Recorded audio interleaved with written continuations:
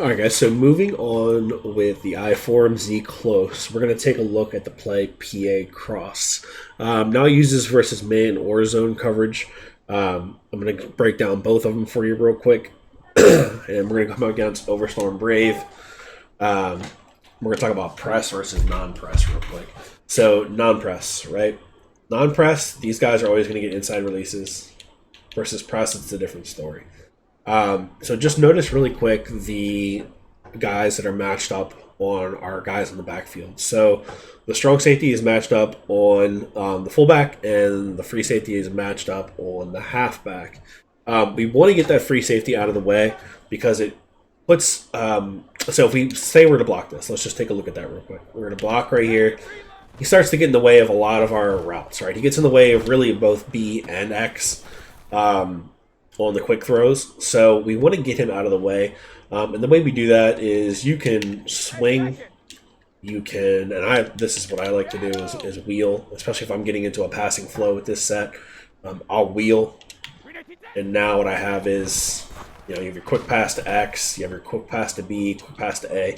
It doesn't really affect the tight end that he gets double teamed because this guy is double teaming from so far off the ball on a drag. So this guy's still, he's wide open, right? Still wide open. And you can even quick throw the wheel. So real quick. You don't want to get into a habit of doing this all the time, but you can quick throw this wheel. And so you have 4 different reads, right? 4 different quick reads against a aggressive man coverage defense. Now, let's take a look at press, and let's see the difference here in releases with the press. So notice that, okay, that time our receiver fell down, which shout out to EA. This is a really great addition to the game. The collision in this game is ridiculous. So this guy falls down, he trips over him. All right, whatever. We've got a drag, and because we blocked the halfback, now this guy is playing this. So we'll really only have one read. When they press, again, I like to block the fullback, and we can do whatever we want with the halfback. But typically, he won't always concede. That's what we're looking for right there. And I swung the halfback to the wrong direction. But the purpose of that example was to look at the release of this right side receiver. He gets an outside release. So unfortunately, that's not a quick read anymore, right? It's not going to. That's still a pretty dangerous throw. You have to throw it like right as he cuts, and it's still a dangerous throw because the shoulders of the defensive back are kind of turned, and he can make a play on the ball. So you don't get that inside release on this route. You do, however, get the inside release on this route. You can kind of throw this low and away, kind of to this area of the field, and click on and make a play. But you want to make sure, like I said, that you move the halfback or motion the hot route the halfback, excuse me, to the side of the free safety so he moves out of the way.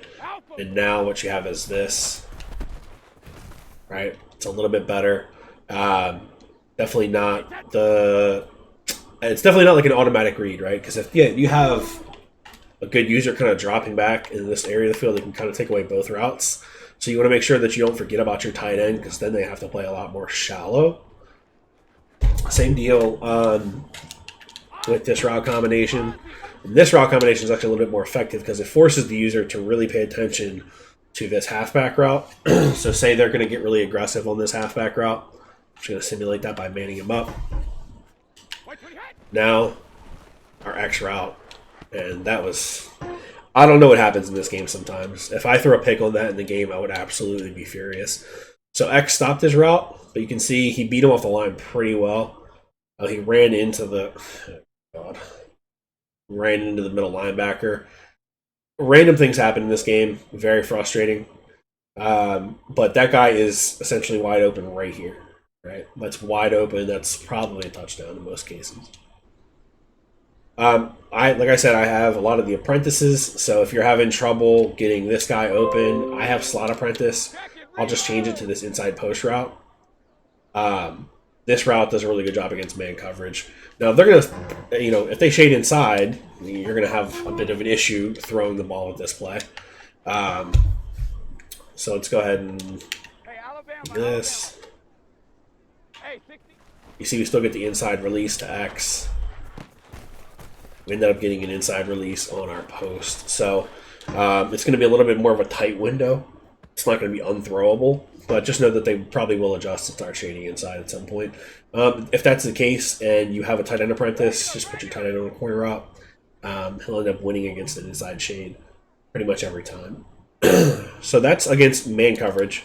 Now, of course, there's a ton of other route combinations you can run with that specific play, but let's take a look at zone coverage real quick. PA cross. Now, you can do several different things, right? If you wanted to attack the deep left side of the field, right, you would just streak here. And it takes a little while to get open, but the B route gets into a good spot against zone coverage. If you wanted to attack the right side of the field, or the deep, this is technically the deep middle, right? Technically, this is a deep middle throw. If you wanted to kind of accentuate it and push it a little bit more towards the right side, you can motion it in. Doesn't really matter. But then as X clears these hook zones, then boom. So it's kind of mix or match deep throws. You take your check downs, set yourself up some kind of route combination underneath that will allow you to throw the ball underneath. So you could even leave this play action in and leave these blue routes out here. So now I have several routes underneath where I can check down, right? If you don't leave the play action in, maybe you want to do something like this.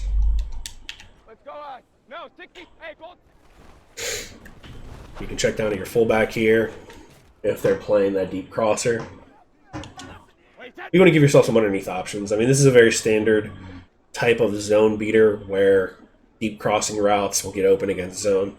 You do need a little bit of time, obviously, to throw these, but this is a really effective way to attack zone coverage. Now, I do use a lot of weird route combinations for this. So, like, survive tight end apprentice, right? I'll do this and this. And I really like the way this works out because if I'm running play action, if I leave the play action in and say they're on this guy, or maybe their linebacker just doesn't have the best play rec, a lot of times I can cancel that PA, and then as soon as he clears that flat zone, hit that route real quick. Then if they, for whatever reason, if they play that really well, then I have a street corner flat combination over here. Typically that blue route leaks out really late, so then you can get a quick, easy 2-3 yards on the check down. If they're shading underneath, obviously you hit the corner route. But I just like these route combinations. Another one I really like is I have outside apprentice over here, so I'll do this, and then I'll motion this guy out to create a little bit better spacing. So now I have a C route, and you want to click on and come back and get that most of the time. But that drag route will take that curl flat down just far enough. If you're facing like a cover 2, I do like to put the skinny post out there. So let's go ahead real quick, Tampa 2. I like the skinny post. It doesn't always get open. It just depends on kind of how this mid-read plays, right? If they're using the mid-read and they stay kind of underneath, then actually that's phenomenal. It doesn't always happen like that. It's probably more has to do with the strong safeties play rec and zone coverage than it does with the mid-read.